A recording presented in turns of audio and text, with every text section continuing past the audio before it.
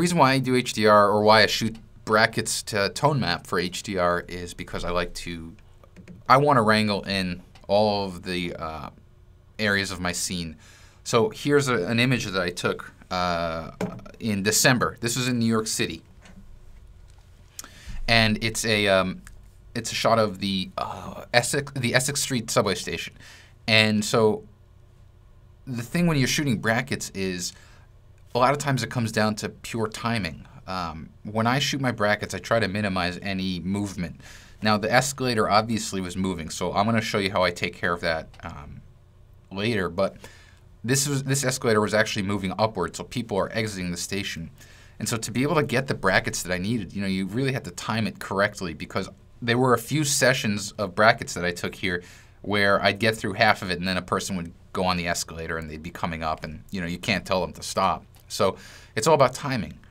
Now, the reason why I like to shoot HDR here is because this here, I think you'll all agree, overall, it's a well-exposed shot. You know what I mean? You have details everywhere, except for me, this is not an option up here. This blown out light over here, the light fixtures, they're gone. And it's those little things. You might think that, okay, well, it's really kind of a small thing, or I can maybe crop down a little bit. But for me, that's not an option. For me, I want to at least start with the entire range of the scene. So the way that I like to explain what high dynamic range, or just specifically dynamic range is it's the points that start from the darkest parts of your image all the way through the brightest parts of your image. So the darkest parts of the image, things right here, right over here along the arm rail of the escalator, that's really dark. The brightest parts are obviously up here, and I have other examples, image examples that will illustrate it further. So what I do is I take several images, varying at shutter speed. I keep my aperture the same. I see here Donald saying that he has success using the sliders and aperture. I see. What I do is I don't ever touch my aperture on the camera when I'm exposing brackets, because while that technically will work by adjusting your aperture from something, say, 2.8 all the way up to f/16, that will adjust your shutter speed, but it will also adjust your depth of field. The shots at 2.8 will have a much narrower depth of field. Shots at f/16 will have a greater depth of field, and when you tone map them, you're going to get a very bad result. So what I do is I use the shutter speed. I don't really use the ISO, which is also another way to adjust shutter speed. So let's take a look at the brackets here. You can see that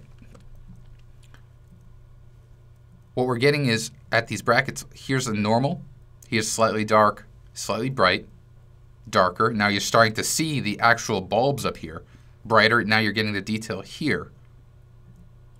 And then watch, now we're starting to get the detail on the brightest parts of the image and the darkest parts of the image. So here, we've gone through and got everything we need. I'm going to go ahead here and select all of these images, and I'm going to tone map them using Photomatics. Now, I use Photomatics. It's what I like. You can use HDR Effects Pro by Nick. You can use Photoshop's HDR. This is what I prefer.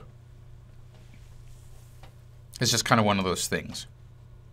Oops, I must have used one that has a... I see what happened. Let's turn this one off. And let's try that one more time.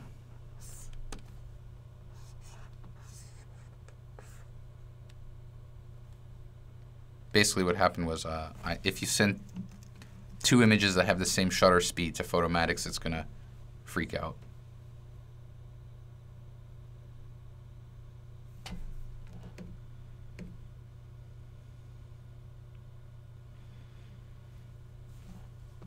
Okay. Oops. Let's zoom out just so we can see the whole screen. There we go. All right, so let's hide Lightroom for a second. There we go. So look at this. We've got an entire image here, and I'm going to hit the default button in Photomatics. so we can reset everything to default settings. Now,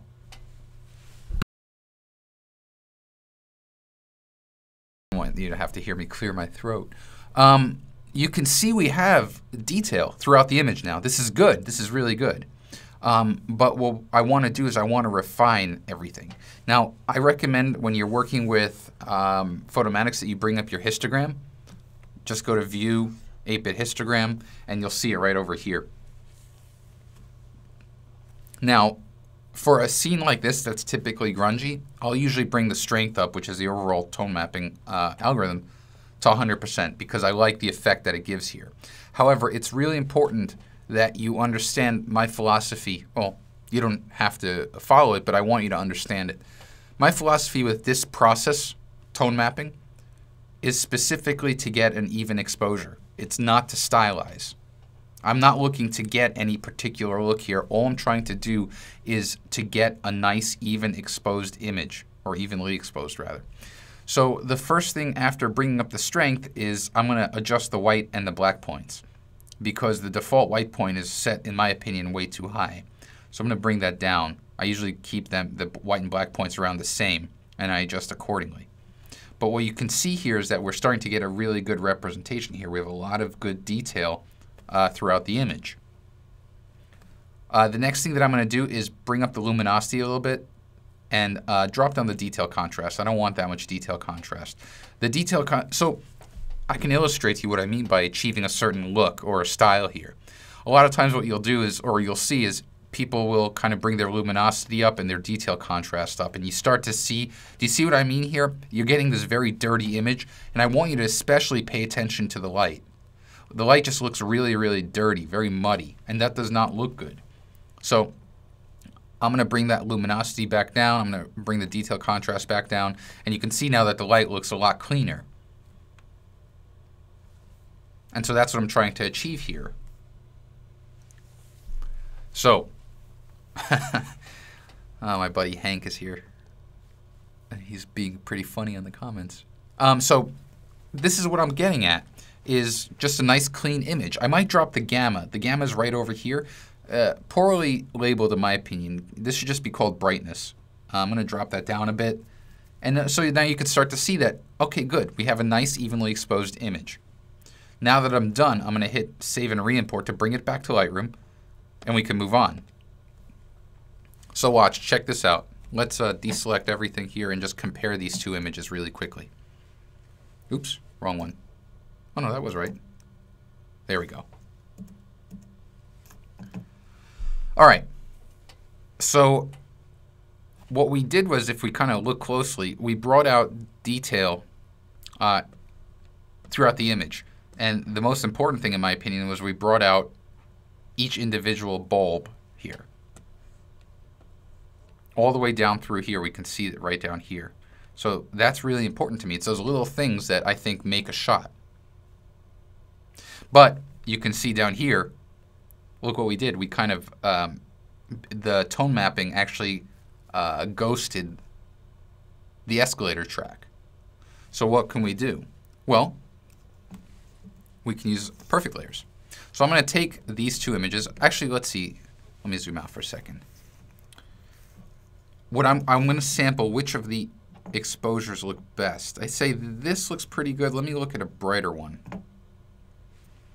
That might work actually a little bit better. So I'm going to take this exposure, and basically what I was doing is I was looking at the track to see, does it look good? Is it bright enough? And so I'm going to take these two images, oops, this one and that one, and I'm going to send it over to the Perfect Photo Suite. And the reason why I want to do that is I'm going to use layers, perfect layers, to mask that in. So watch. I'm going to take this image, I'm going to take my masking brush, and I'm just going to paint over, and you can see that the exposure that we chose was actually really on the money. And what I'm doing is I'm just revealing the good exposure. And so it's that easy that we were able to pretty much instantly remove the ghosting. Now what I like to do is I like to show the mask when I'm masking. So if I go to the inspector and I go to the show mask dropdown, I'm going to select overlay. And basically what this is allowing me to see is whether I got all the information masked, which looks like I did, which is a first. I usually always miss something. So I'm going to turn that off. So you see, it was a simple thing that I did, but it just looks better in my opinion, rather than having that weird pattern that we got. So Richard's asking, by ghosting, am I referring to the moire effect? No. So what the moire effect that Richard's talking about is this weird pattern that you're starting to see right here. That's simply, that's a natural, unfortunately, a byproduct of this photo. The focal length and the shutter speed that I shot it at, plus all those little lines, and the light reflecting off of it, create this moire pattern. But that's not the ghosting, Richard. I'll show you the ghosting if we go back to Lightroom right now. So you see, Richard, all these stripes? That's actually taking all of the exposures of the escalator moving and combining them into one. Now here, this is more of an acceptable result, but imagine if there were people, if there was a person here, a person here, a person here, and I tone map, you would get these weird ghosts. Oh, I could use the moire slider in Lightroom to get rid of it. I could try that. So, hey Nicole, my girly girl's on the webinar right now. How nice. Okay, let's move on. So now that I've got this, what I want to do is I want to start stylizing this this image. And here's not the problem, but here's something that you want to understand. Look at it this way. Here's my mask. Right now, the active layer right here is everything except for the escalator track. The escalator track is no longer part of the active layer. What will happen, or what that means, is if I bring this image into perfect effects, all of the effects will apply to everything except for the track, which I don't want. I want the effects to apply universally, or globally rather, to the entire image. So what I need to do, I can do one of two things. I can take a destructive approach, or I can take a non-destructive approach. And it really is up to you. The destructive approach would be to merge these two layers. I can hit merge, and then it will physically merge the two layers, which I prefer not doing. I try to create as much of a non-destructive workflow as possible. The non-destructive method is to create a new layer out of these two layers without removing them. So how do we do that? If we go to the layer menu and then go to new layer from composite, we now have a third layer that is essentially layer 1 plus layer 2 equals layer 3. And notice how layer 1 and layer 2 are still here. So I can always go back and adjust the mask. Does that make sense?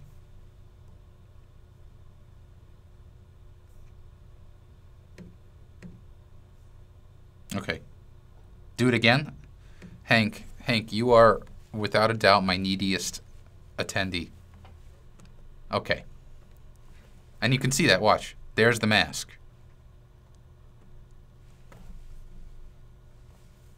Again, layers are over here. Layer, merge layer from composite. There we go. I love you, Hank. It's okay if you're needy. Now I'm going to go to effects, and now because I did that, the effects will apply to the whole image universally. Will it merge from the selected layers down? Yes, Carla, it will. It'll merge the visible layers. That's a great question. So the layers that you want to merge have to be visible. So now Kelly's saying when I'm done, do I actually merge them? I don't, Kelly. And I'll illustrate that when I'm done here. Okay, my favorite part of the entire process, the image editing process, is here when I get to stylize. It's my favorite part. And so, without a doubt, I'm toying between one of two different effects here. In perfect effects, all of the effects are broken down into categories, and you can see them listed down here. Movie looks and vintage are the two most fun, in my opinion. They're the two most creative ones. Now, there are two that I would use here. I might use Urban Sickness. So it's going to be between the two. It's either going to be Urban Sickness, which not always, but a lot of times in a grungy scene, I'll use Urban Sickness when I have these kinds of lights. And if we drop that down to 0, you know, you don't want 100%. That's just too much. So I'm going to bring it down and kind of bring it up a bit. This is one option. Now I can turn that layer off, go back to the bottom layer and add another layer. So all I'm doing is I'm going to compare the two. The other option is Thermopylae. And Thermopylae actually looks pretty good, strong. Something like that. So here, these are our two options. Option 1, option 2. So, I don't know. You know what I could do? Here, check this out, what I could do. I'm going to put Thermopylae on top. I'm going to take my masking brush, bring up the inspector, and bring the opacity down to about 50%. And then just kind of reveal. Because what I love most about the Urban Sickness effect is what it does to the lights. And so here's what's important, everyone. See what I'm doing? I'm masking the lights. You want to mask both lights. You want to mask the light down there. And actually, you want to probably mask the whole entire thing because the light's reflecting. But also, you want to mask over here. And you want to mask on the reflections up here. You want to be consistent when you do this. Now, you probably also want to zoom in. I'm not really zooming in because I'm lazy. But you can see there's our mask. We're kind of getting all... Oh, and I have to get that little light over here. There we go. And down here. So what I've essentially done was you see how the lights bleed through? I like that.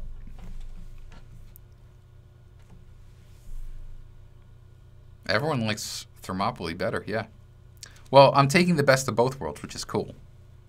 So now what I'm going to do is I'm going to hit Add. Because I really did like the Urban Sickness look there. The next thing that I can do is I want to boost the yellow in the track. And so I'm going to target the yellows only. And I'll show you how. I'm going to drop the effects bar down so we have more screen real estate. And I'm going to take under the effect options, if you click on Advanced up here, there's an effects options pane. We're going to go to Color Enhancer. The color enhancer is where you're going to make adjustments to the overall temperature of the scene as well as the saturation. What I want to do is I want to target a specific color channel, and that's the yellow one. So in the color range, I'm going to drop down and select yellow. So now what happens is only the yellows in the image will get affected. And so the first thing I'm going to do is bring up the saturation. And you see how the yellows really start to glow. But there's also some yellow in the rest of the scene, which I don't want to be impacted. I'm also going to bring up the lightness a bit. I really want this to be kind of iridescent. So now that I've done that, and it's a global change, what I want to do is only apply it to the tracks. To do that, I'm going to take my masking brush again, just like before. I'm going to bring the inspector up, and I'm going to hit the invert key, or the invert button rather. And what that does is it flips the effect. So now the effect is now fully hidden. And it also puts my brush in a paint in mode. And so what I can do is I can just paint in the yellow. And so I'm going to take a small brush here and I'm just going to stroke it through here. Go across. And this is essentially what you're seeing here is my methodology, how I try to preach stylization. Little things like this add up. Little things like masking the lights add up. And what happens is you get left with this really, really interesting image that has your own style. Like this right here, this is what I do. And so my goal is to produce an image that when you see it, you think that's a Brian Matiash image. That's a goal that I think we all should strive for. And it doesn't have to be just in the stylization arena. It can be very much in the when you're actually taking the picture, in your style of how you frame your shot, how you compose the image. We should always be thinking about this. I just realized that I masked out at less than 100%. So you see now I'm really popping that yellow. That's what I wanted. It also adds a nice little bit of liveliness, a little cheer to the shot by doing that. I'm going to hit add, and then one of the last things I'm going to apply is the tonal contrast. So under the color and tone category, the second to the last effect is called tonal contrast. That adds a little bit of a grit to the image, except very important. Don't add it at 100%. Bring it down to 0 and just add a tiny bit. You don't need that much. A little bit goes a long way. And I think we're good here. Now let's say this is a particular combination that I really like. I can save that as a preset. So if I go to preset, save preset, I can call this, if I could type, Brian Subway, grunge. And maybe yellow, because I'll know that this will benefit any shots that have yellow in it. I can create a new category called Brian's Grungy. I'll just call it Brian's Grunge. My name. And best used in grunge scenes with yellow tones. Create. So now if I go to the presets, there's my Brian's Grunge. There's my effect right there, so I can apply that. I can also share this with anyone as well.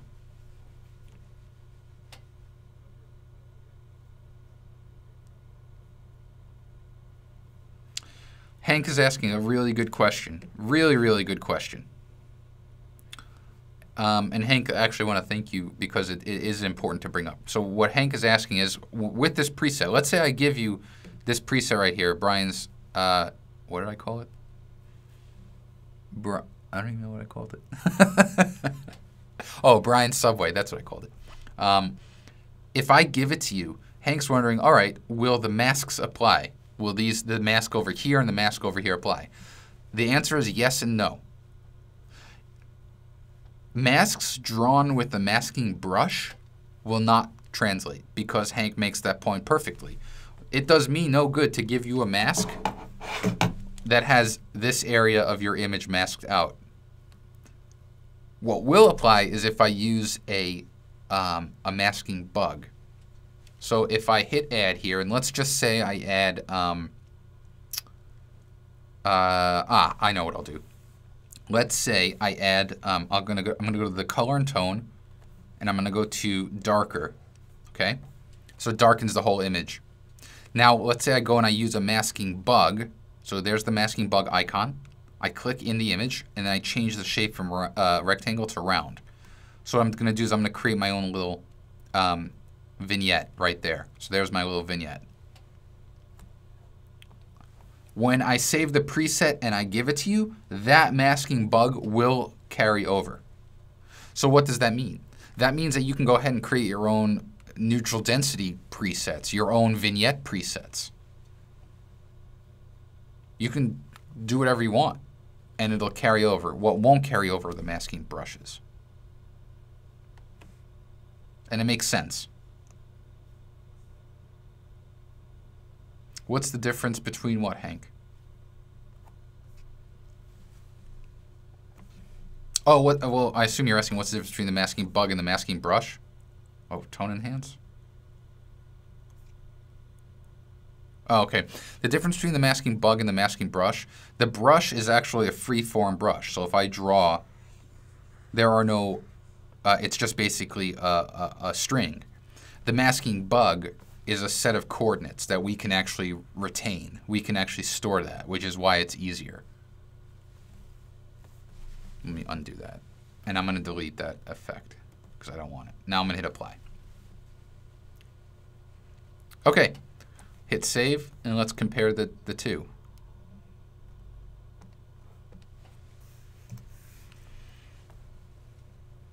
So here's my image. Here's what we did. This is our tone mapped image, and this is what we were able to do stylize. I can go to the develop module now, and I can further enhance. I might bring up the exposure a little bit just to brighten it out, but I'm also going to drop down the highlights because the highlights are a bit too hot for me.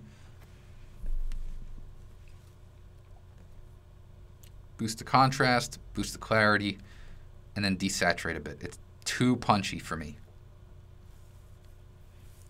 And then the last thing I'm going to do is rotate because it's slightly off. There we go.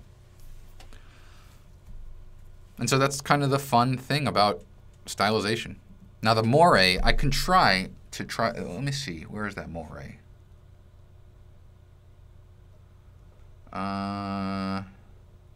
It was under the lens profiles, wasn't it?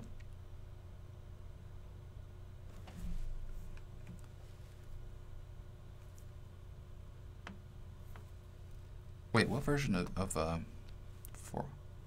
Oh, I didn't. Did the moire come into RC2 or is it an RC1?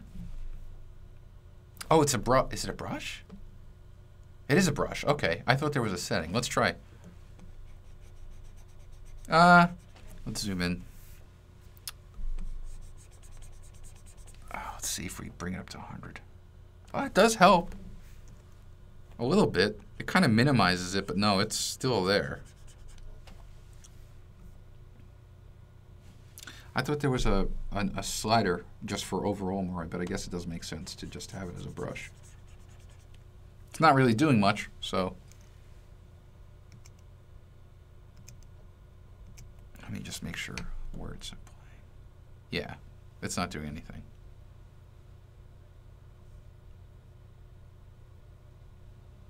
Okay. Oh, Hank's asking about the color, why it's X'd out. This is actually if you want to apply a color filter or an overlay. See? So it helps with like cross-processing type of stuff. I don't like it, so.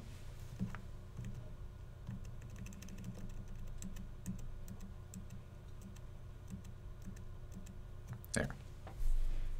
So I think we learned that the moire is not doing much for us here. Oh, try the slide in another direction. That would actually be an interesting. No, it's not doing anything.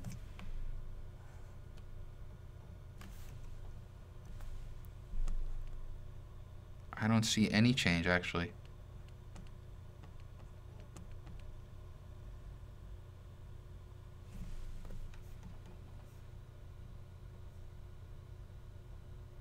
It's not masked out. It's just not, there's nothing really happening to it.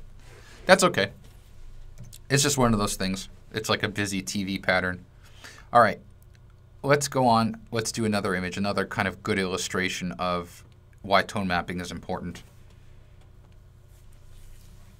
Usually when I do these HDR webinars, we get so hung up on just the small details, we only go through one image.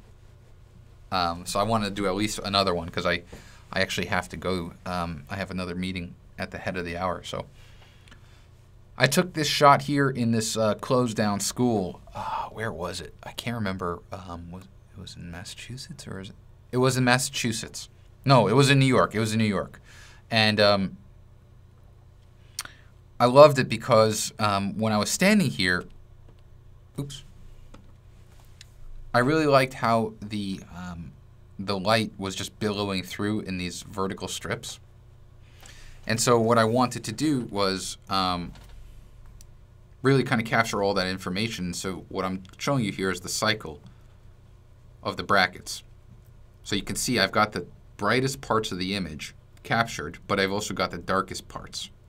So across these 9 exposures, and there was a question earlier of what my exposure range was.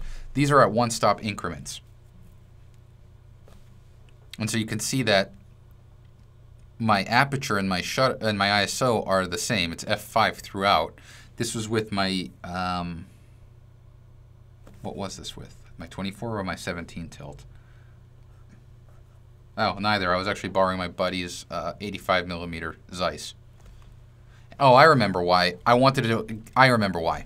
I borrowed his lens because I wanted more compression, more lens compression in the image.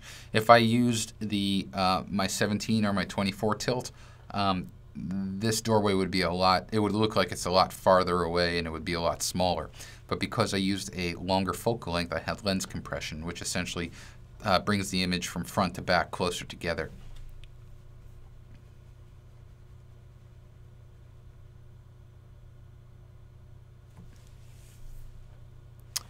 Steven's asking a good question. How many photos do you recommend for a high quality HDR? I see you have many more than I usually take. Oh, Steven, that's a tough question. It depends on the scene. Some scenes have a greater shift in dynamic range than others, in which case you'll probably want more exposures. However, because you really can't, you know, you don't want to. I want to minimize the amount of time I'm thinking about how many shots I need to take when I'm in the field. I just want to get the shots. So what I found was, and this is just my own experience, for the most part, 90% of the images that I shoot, a 9-stop or a 9-bracket series at 1-stop increments gets me all of the information I need. There are some situations where you're shooting in a very, very bright condition that also has very, very dark scenes where you'll have to get more than that. So it's important to kind of learn how to see. So I'm going to go here. I'm going to send these over to the, to Photomatics rather. And I'm going to quickly just change the file name. And we can start tone mapping. Let's see here. Jim, what stop do I do? 1-stop increments. Okay, let's fit this and let's hit default again, just so we can start over. So here's our default. Let me move the histogram out of the way, put it down here. I don't know why they can't incorporate it into the toolbar. And actually, I think this is an older version. Oh no, this was the beta, but they did release 4.2 officially to the public, so you can go download that. For this scene, again, this is kind of a grungier scene. Strength goes to 100. If it was a landscape or more of a kind of commercial urban, I'd probably keep that at about 85. But here I'm going to keep it at 100. Now, look at the histogram for a second. Right over here. You see how that's bunching up? It's small, but you see how it's bunching up? That means that we're actually clipping our highlights. That means that we are losing information in the brightest parts of the image. So I can see it. It's right here. That's where we're losing the information. You see that pure white right there? And you know what the sad thing is because HDR Soft, the people who make Photomatics, they make their white points so bright that if the unsuspecting person doesn't realize it, you actually have that detail there. The information is in your tone map. Look at all this information here. But they're cranking up the slider. So what I recommend is, after you hit default, bring that white point down. And then all of a sudden, look at the histogram. What used to be bunching up is not bunching up anymore. And we're starting to get the detail there. So that's really, oops, I don't want to close that. That's really what we have to do. So I'm going to actually bring that white point down even more, bring the black point up. And so we're getting this nice even wave here, this even bell. I'm going to bring the luminosity down a bit, bring the detail contrast up a tiny bit. Actually, no, luminosity will go up here. And then brightness will go, let's see, a little brighter. A lot of times what I do when I not stylize, I should correct myself, when I tone map, I like to start a little bit brighter than normal. And the reason for that is because when you do stylize, a lot of times the effects that you apply will be very, very heavy-handed. They'll be very, very aggressive in darkening the image. So by bringing up the brightness, you're giving yourself a little bit of a handicap, a little bit of wiggle room to start. So I think everyone would agree that this is looking pretty evenly exposed. I'll bring out the shadows in post. That's a big criticism that a lot of people who are against HDR say is you lose your shadows. And in actuality, yeah, you can see we have the shadows there, but it's not true shadow. It was actually a lot darker. So we'll bring that back in post. I'm going to save and re-import, and we're going to compare two images. We'll compare this image and this image.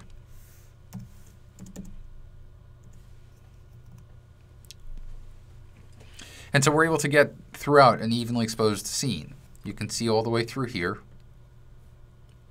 Got all that good detail. You can actually see the label on the fire extinguisher, whereas here it's kind of blown out. So that's all really important stuff for me. Now we can stylize. Take the image, send it over to the suite, and I'm going to go straight into effects. Actually, you know what? Before I do that, I'm going to take my little refine brush here, and I hate these little dark spots on the floor. To me, they're a total distraction. So with the refine brush in layers, I'm essentially just kind of healing those out.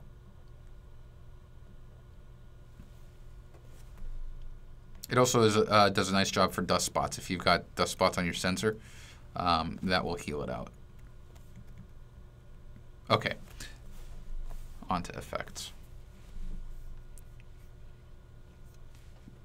Fire the janitor. Is Photomatix part of the On1 family? It is not, Patrick. Photomatix is created by a company called HDR Soft. So just hdrsoft.com, and you'll do it. You'll get there. All right, so here's one of the things that I like to do with this kind of a scene, like a grungy scene like this. I actually like to apply a black and white layer. So I'm going to take this Dawn Treader effect. This might work. We'll see. But here's the thing. I'm not converting to black and white. What I'm actually looking to do is use a blending mode. So if I take the blending options button right here under the effect stack, we get this pop-up. I'll bring it over here. Now, unlike Photoshop, with their blending modes, with the suite, you actually get live previews. So what I'm looking for is something like soft light. Bring it down to 0, and then you see what it's doing is it's adding a little bit of that kind of dramatic, contrasty punch. And so I like to do that with black and white layers. Oh, there we go. Why is it adding another black and white layer? That's never happened before.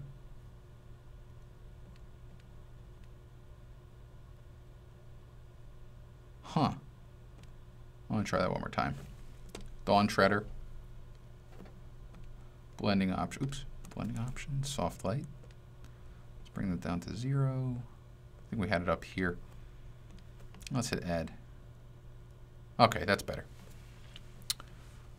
Live TV will always happen. All right. I'm going to go to the movie looks now, and I'm going to apply the Blue Dawn effect.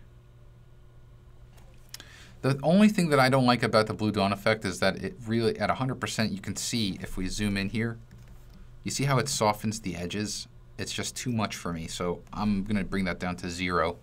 But I do like the tone. It kind of adds this kind of a desaturated tone to the image. And then the next thing I'm going to do is Grunge Goddess. But, again, small amount. Tiny, tiny, tiny amount. Something like that. And you can see how through the process of stylization we're getting the shadows to be darker. But we can even control that more.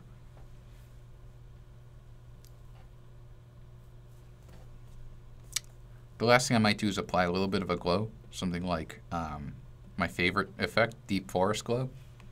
Blending options. And we'll cycle through. Something like soft light again. Bring it down to 0 and just a tiny bit.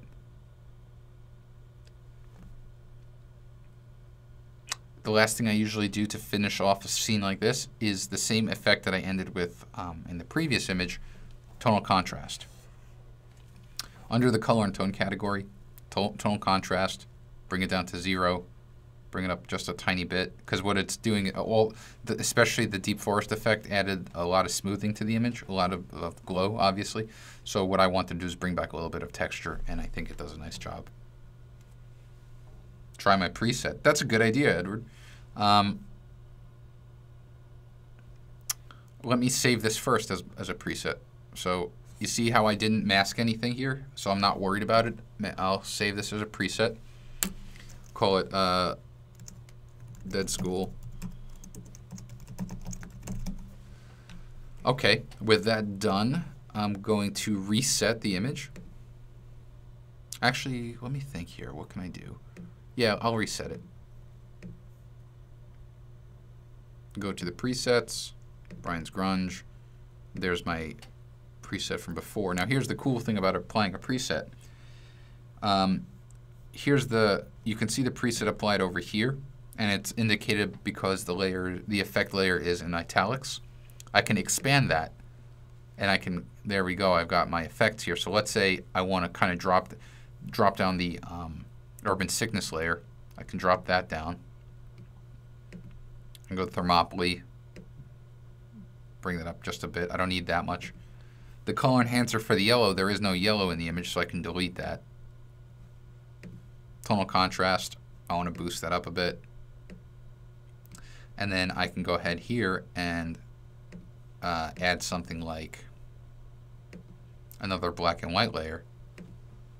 Maybe something like the blue filter. And go to the blending options just like before. See how it's a totally different look?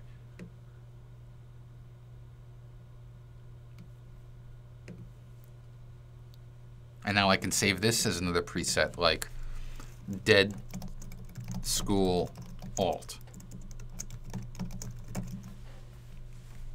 And so the variations, these permutations are nearly endless, and so you can see we've got them over here.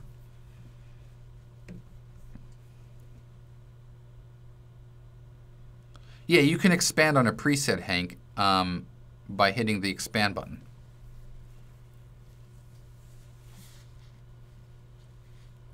So there was a question earlier if when I'm done working in layers, do I merge everything down? So that, I can take this and I can hit and just merge them down. I don't do that.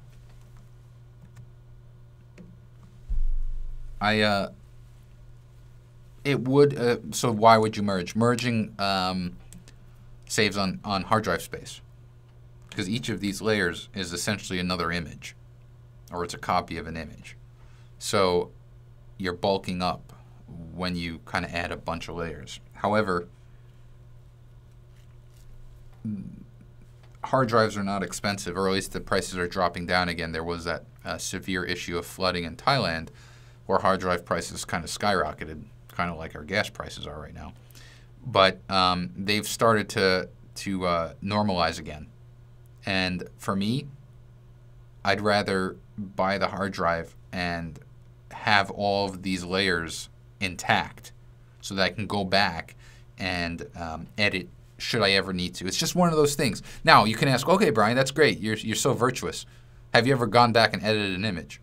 The answer, honestly, no, not really. But there might be a time where I will need to do it. And to me, it's the same thing as insurance. Not auto insurance because you need it, but like renter's insurance. Let's say you're renting an apartment. You don't need it. It's not by law that you have to get renter's insurance. But that one time that some dude breaks into your apartment and steals all your camera gear, you'll be really happy that you have that insurance.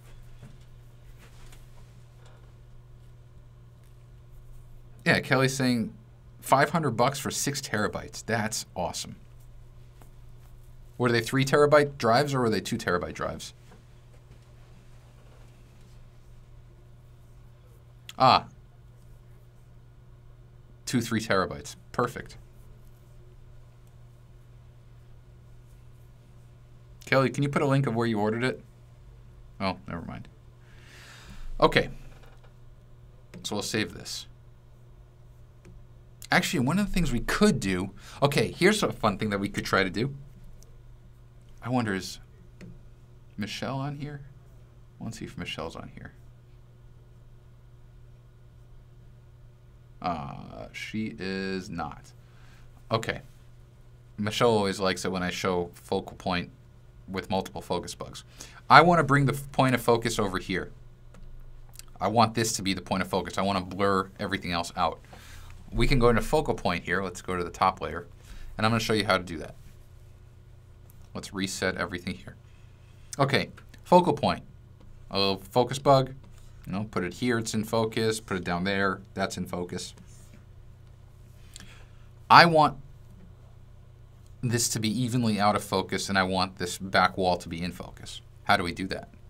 Well, by using multiple focus bugs. So the first thing I'm going to do is change the shape of my bug from round to planar so that I have this planar bug. I'm going to make it horizontal, and I'm going to put it down on the foreground.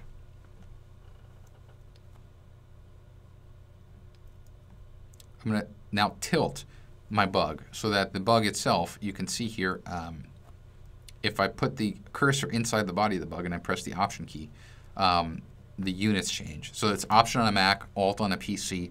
I'm going to drag upward. And what that does is it essentially tilts the plane of focus. Now what I'm going to do is I'm going to hit plus. I'm going to create a second bug. Again, round to planar, except this time I'm going to put it on the right here. I'm going to tilt it forward.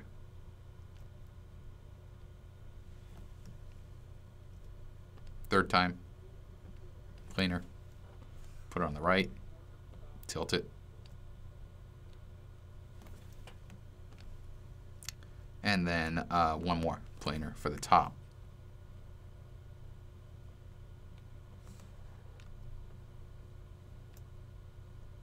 So do you see what I did here? I essentially rendered the background out of focus because I want to create the sense of depth. I can drop that brightness of the out of focus area, boost the contrast. And the other thing that I'm going to do is if it's too much, we can just drop the amount of blur. So you can see at 0%, you see the whole entire image. So you don't want it to be too far out of focus. But it does add a nice little kind of depth of field over here, or a shallower depth of field.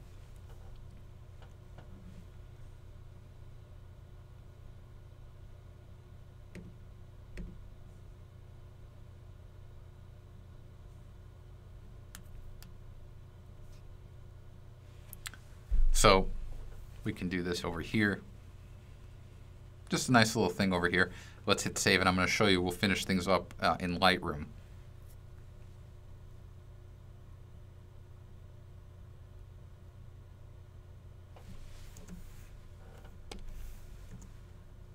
Okay, so here's the image. Let's go to the Develop module. And so for the shadows, what I'm going to do is I'm going to take an adjustment brush. I'm going to bring the exposure down more than I normally would. So this is going to look really dark, but I'm not worried about that. Because all I'm doing right now is I'm just kind of getting the brush, or so I can see the confine of the brush where we're actually going to be darkening. Okay, with that done, what I can do now is, actually let me get up here too.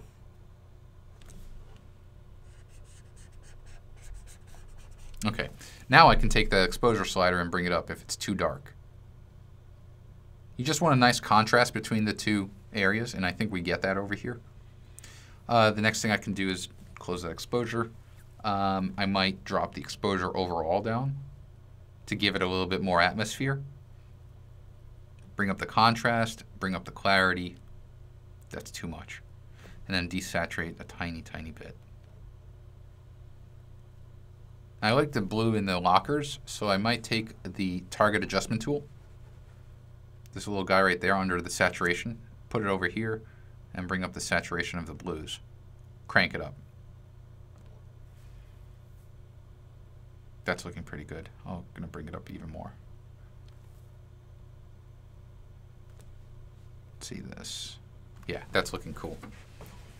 So there we have it, and you can see, watch, it, if you hit the return, or the key, the backslash key, which is typically above the enter or return key in Lightroom. Actually, before I do that, let me park the target adjustment brush. You get a before and after. And this is only a before and after of the Lightroom adjustments. So this is what we came out of Perfect Effects with and Focal Point. And this is what we stylized with in Lightroom. So Lightroom actually is a really important part of the stylization process. What would the HDR image look like if you use 3 images at 2 stops? Brian, that's a great question. Let's try it out. We'll try it out right now. So what Brian is saying is, all right, that's great. You have 9 exposures. What about those of us that don't have 9 exposures? We only have 3. So let's pretend we've got this one. Or let's see. Let's do this one, that one, and that one.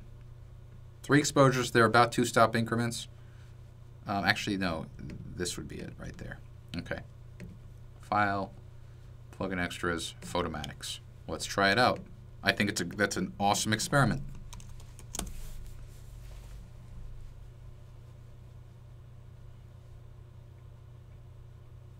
Okay, so there are a few things I can see right off the bat. Notice the highlights over here. Now these are the same settings. They're sticky, so I'm gonna just hit save and re-import.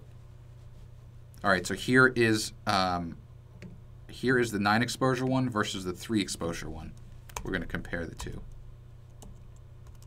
Okay, let's see what we got here. Actually pretty accurate so far. I'm looking at the brightest and darkest points. A little bit more detail in the highlights over here, but it's still plenty fine. It's a little sharper here. And you might not be able to see this as well because of I'm seeing it on my screen versus the compression over the internet. Overall, it's a pretty damn convincing argument. And the reason for that is because the 3 exposures that we took here, that we grabbed, cover pretty much the entire tonal range. The stepping, though, the stair stepping of going across 9 exposures, in my opinion, utilizes or yields better results. But it's definitely, that was a great call to try that out as well.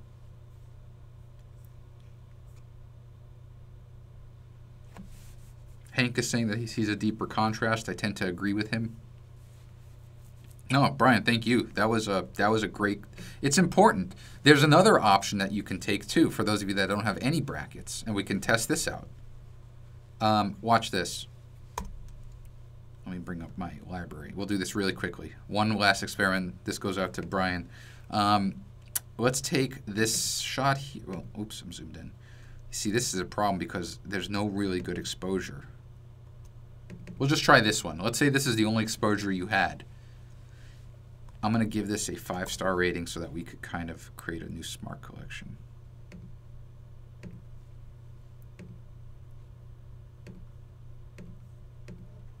Okay, so there's my image. Now I'm going to create 4 virtual copies. How do you create a virtual copy? Go to Photo, create virtual copy. It's Apple or Command apostrophe or Control apostrophe. We're going to do 4 of them. Okay. Now I'm going to go to this one, and on the Quick Develop right here under the library, I'm going to go up 2 stops. Under exposure, the double arrows, this goes up 1 stop, this goes down 1 stop. So we're going to go 1 stop, 2 stops. In this one, we're going to go up 1 stop. In this stop, we're going to go down 2 stops.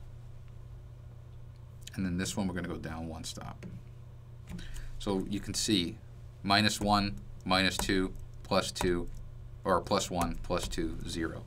I'm going to take them both, all 5 of them, and I'm going to send them to Photomatics. Now, I don't know if you caught this earlier when I sent the very first image. I sent 2 images that had the same shutter speed. In this case here, all of them have the same shutter speed, so Photomatics is like, whoa, what does this mean? So what I'm going to say is, it's going to say what is the spacing, the interval. And I'm going to say they're 1 stop. So you could see 0, +1, +2, -1, -2. And we're going to hit OK. Let's see what the result is.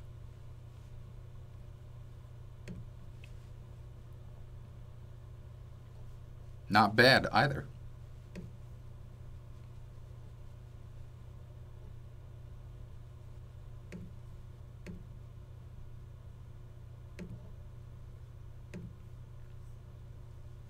So let's compare.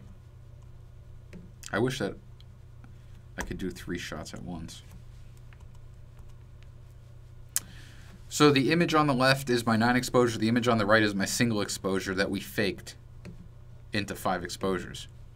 Definitely more contrast. The details in the highlights are much cleaner, but I would say that this is very acceptable right here. You can go off and do something with this.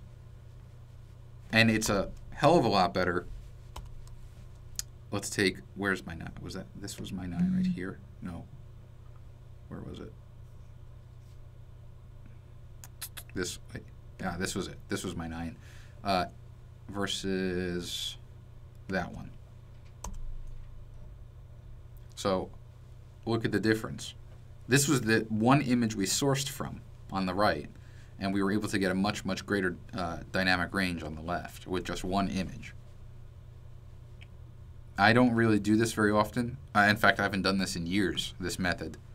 But it's always nice to come back and see that. Now, this was a 5D Mark II that I shot this with. So the 5D Mark II's a 21.1 megapixel sensor stores about 4 stops of information, or 2 stops on either side. So I knew that I can get away with it. But your mileage will vary. Do not take this as a one size fits all. Depending on the scene, depending on your camera, your results will be very different.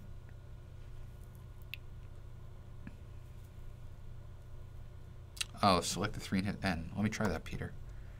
1, 2, 3, N. Ah, oh! I never knew that. That's awesome. Peter with the win.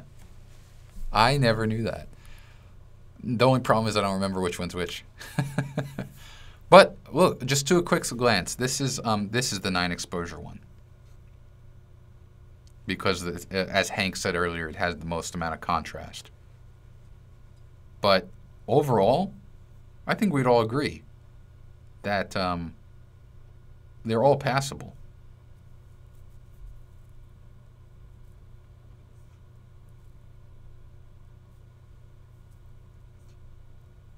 Yeah, not bad. Not bad at all. Do I use a Promote Control Forest? I used to. I don't really anymore. I've since upgraded to the 5D Mark III, which allows me to bracket inside the camera. I also ordered one of these guys. I don't know if you guys saw this, and it's in the mail. I'm waiting for it to come to me. I think it's called shuttersnap.com. No. It's a Trigger Trap. I ordered one of these last week for the mobile. So essentially what it allows me to do is use my iPhone to bracket. I'll put it in here. And this is for Canon, I think, or Nikon.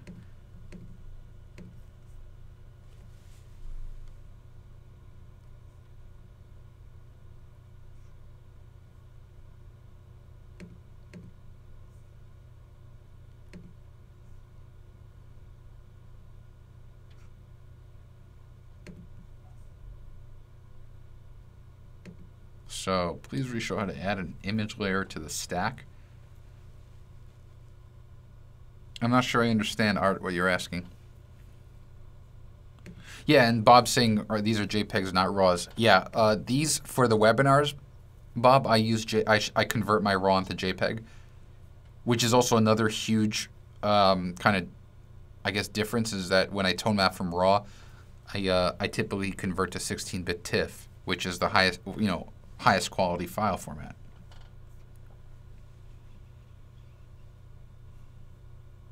What about Magic Lantern? I used Magic Lantern on the 5D2, Robert, but and they have since said that they're going to build a compile for the 5D Mark III, but I don't use it anymore. I just kind of use, on the 5D3, I do 7 exposures at 1 or two-thirds of a stop increments.